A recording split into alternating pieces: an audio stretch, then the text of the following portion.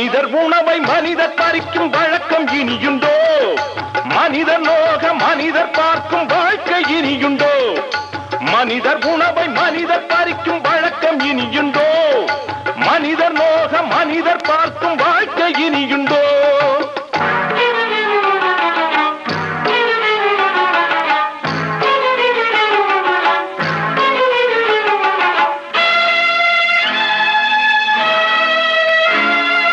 இனியொரு விதி செய்வோம், அதை எந்த நாளும் காப்போம்.